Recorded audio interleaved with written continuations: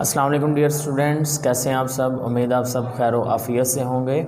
आज की इस वीडियो का मकसद आपको पेयरिंग स्कीम का बताना और इसके अलावा जितने भी लॉन्ग क्वेश्चन हैं इम्पोर्टेंट स्मार्ट सिलेबस में हर चैप्टर में से वो हम मेंशन कर देंगे। ठीक है, तो पहले पेयरिंग देख लेते हैं। जो नई पेयरिंग आई है आपकी 2021 के मुताबिक, उस पेयरिंग के मुताबिक जो आपके लॉन्ग पेयर्स बन रहे हैं वो बनेगा आपका जो चैप्टर नंबर 11 है, 11 का पेयर बनेगा 13 के साथ, यानी कि 11 होम्योस्टेसिस का पेयर किसके साथ बनेगा, 13 स्पोर्ट एंड मूवमेंट के साथ बनेगा।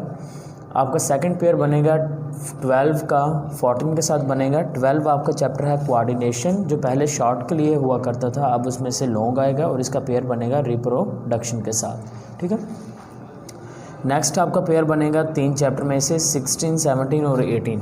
अब देखें ज़रा 16 यानी कि 18 में से तो लाजमी लॉन्ग क्वेश्चन आएगा, लेकिन 16 और 17 इन दोनों चैप्टर में से किसी एक से आ सकता है। या तो उसका जो पेयर होगा वो 16 से आ जाएगा, अगर 16 से नहीं आया तो उसका जो पेयर होगा वो बायो टेक्नोलॉजी वाले में से चैप्टर में से आ सकता है। तो ये आपकी आ गई पेयरिंग स्कीम। तो इन पेयरिंग स्कीम में से हम देख लेते हैं जी बेस्ट पेयर्स कौन से हैं और आपको कौन से पेयर सेलेक्ट करने चाहिए। तो चैप्टर नंबर 11 होम्योस्टेसिस की बात करें तो स्मार्ट सिलेबस की वजह से सिलेबस रिड्यूस किया गया है, लेकिन इस चैप्टर में से कोई भी सिलेबस रिड्यूस्ड नहीं है।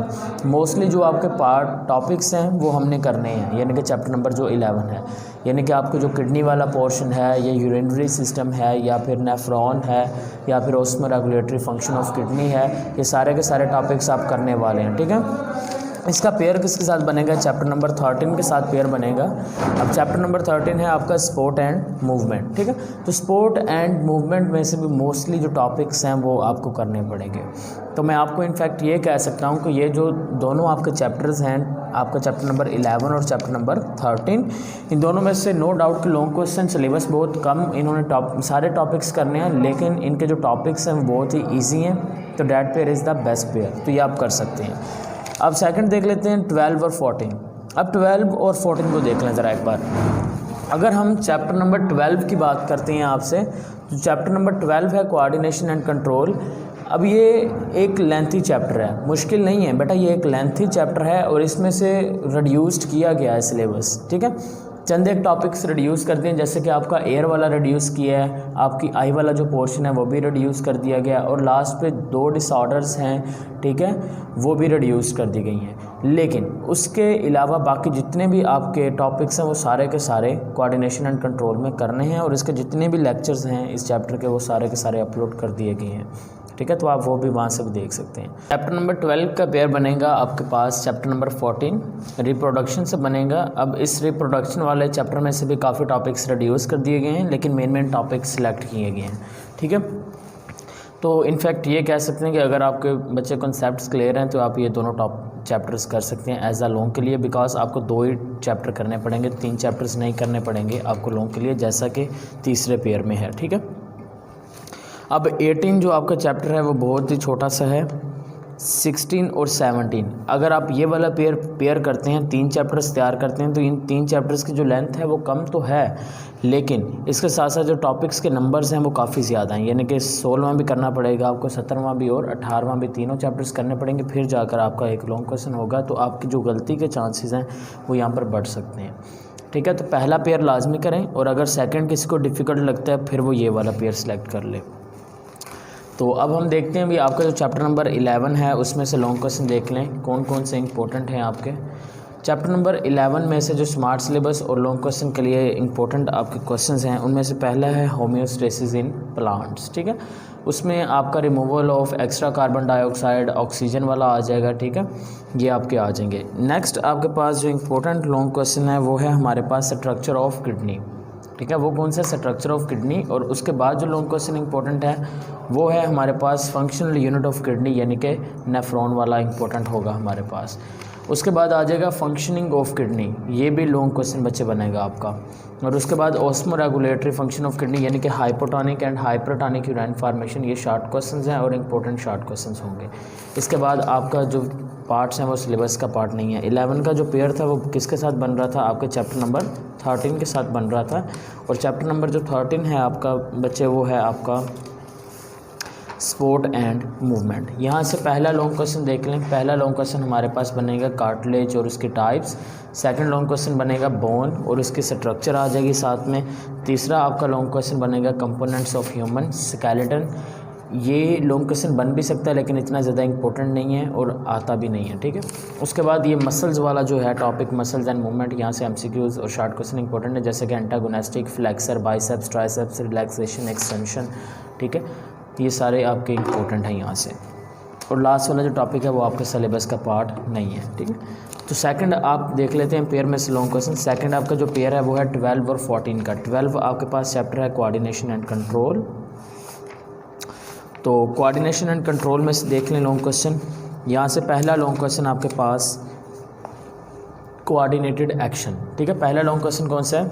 कोऑर्डिनेटेड एक्शन है आपका।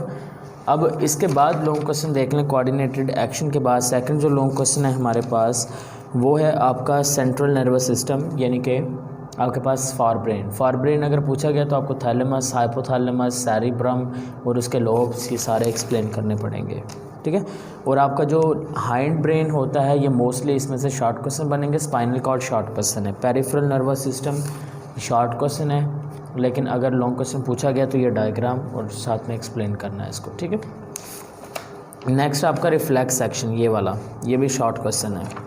उसके बाद आप आ जाएँ हार्मोन्स पे और ग्लैंड्स पे। यहाँ पर जो ग्लैंड्स हैं आपके पिट्यूटरी ग्लैंड इंपॉर्टेंट है, उसका एंटीरियर लोब, पोस्टीरियर लोब, इसी तरह से thyroid gland, pituitary gland long question बन सकता है। पेंक्रियाज जो है ये भी लॉन्ग क्वेश्चन बन सकता है, ठीक है। पिट्यूटरी ग्लैंड और पेंक्रियाज ये आपके लॉन्ग क्वेश्चन के तौर पर आ सकते हैं। तो इस चैप्टर में से सिर्फ यही लॉन्ग क्वेश्चन बनेंगे। अब हम चलते हैं आखिरी पेयर की जानिब, 16, 17 और 18 वाले की जानिब। 16 में से लॉन्ग क्वेश्चन देख लें पहले।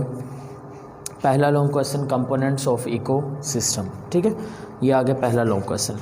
अब सेकंड लॉन्ग क्वेश्चन यहाँ पर देख लें आपके जो साइकिल्स हैं, जिनमें आपका साइकिल आ जाएगा carbon cycle and nitrogen cycle. Nitrogen cycle is the long question, ये आपका लॉन्ग क्वेश्चन आ गया। उसके बाद हमारे पास जो लॉन्ग क्वेश्चन है वो है इंट्रैक्शन इन इकोसिस्टम, जिसमें कॉम्पिटिशन आ जाएगा आपके पास प्रेडेशन, और सिम्बियोसिस में उसकी types parasitism, mutualism and commensalism, ये आपके लॉन्ग क्वेश्चन है, ठीक है।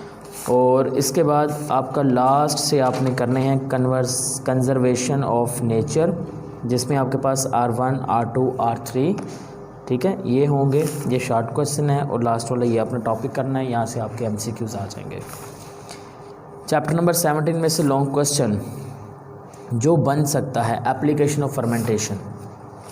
सेकंड लॉन्ग क्वेश्चन आपके पास ये वाला, basic step in genetic engineering, और तीसरा long question achievement of genetic engineering, ठीक है। ये 3 लॉन्ग क्वेश्चन। और यहाँ से जो लॉन्ग क्वेश्चन है वो आपके पास बनेगा। पहला लॉन्ग क्वेश्चन मेडिसिनल ड्रग्स और मेडिसिनल ड्रग्स के सोर्सेज, ठीक है, ये आ जाएंगे आपके पास। Second long question addictive drugs आ जाएंगे और उसकी कैटेगरीज, ये वाला आ जाएगा आपके पास, जिसमें नार्कोटिक्स आ जाएंगे आपके पास। और तीसरा आपके पास जो लॉन्ग क्वेश्चन बनेगा वो आपके पास बचे आखिर पे बन जाएगा एंटीबायोटिक्स के ऊपर 2 तरह के, बैक्टीरियासाइडल एंड बैक्टीरियोस्टैटिक, और ये आपको लिखना पड़ेगा। ये आपका लॉन्ग क्वेश्चन यहाँ से। तो बेटा ये आपके आगे लॉन्ग क्वेश्चन और बाकी चैप्टर्स जो हैं वो शॉर्ट क्वेश्चन के लिए हैं। और इसके अलावा आपके जो हर चैप्टर के MCQs हैं वो अपलोड कर दिए गए हैं। रिप्रोडक्शन वाले के कंप्लीट लेक्चर्स मौजूद हैं, कोऑर्डिनेशन एंड कंट्रोल के भी मौजूद हैं। तो अगर आप देखना चाहें तो वहाँ से देख सकते हैं, और उन प्लेलिस्ट के जो लिंक्स होंगे वो मैं डिस्क्रिप्शन में ऐड कर दूँगा।